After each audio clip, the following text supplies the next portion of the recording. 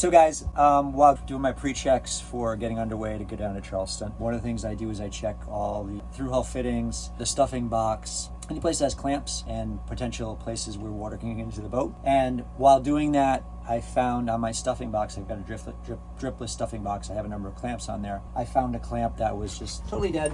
Well, as I pulled it apart, as I started to just kind of look at it and unscrew it and say I was going to replace it, it just fell apart on me. And you know, this is a really cheesy one. I don't like these. I found a number of these on the boat.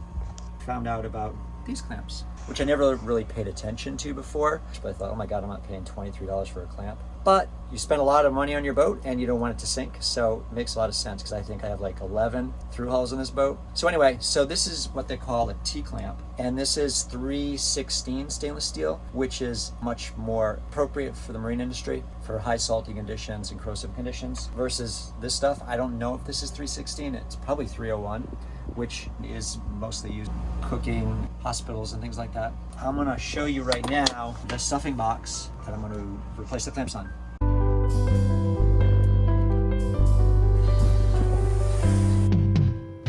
Here is the dripless stuffing box, a stainless steel coupling that's attached to the shaft which spins. This is fixed to the body of the boat and it's got a plunging system, so it pushes pressure up against this, and that's where you get your seal. So you get a little bit of lubrication in here. If I move this a little bit, you see water's gonna squirt out.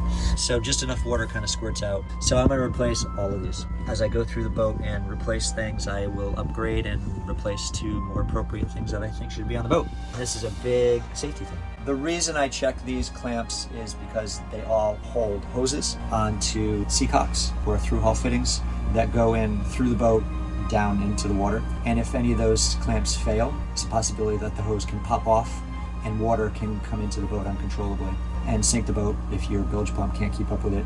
That's why I was going through and doing the checks. And this was part of my check.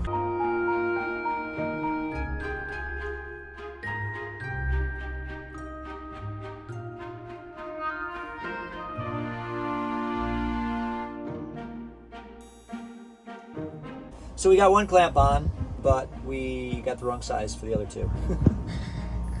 So I gotta get a couple smaller ones. So to be continued, bye.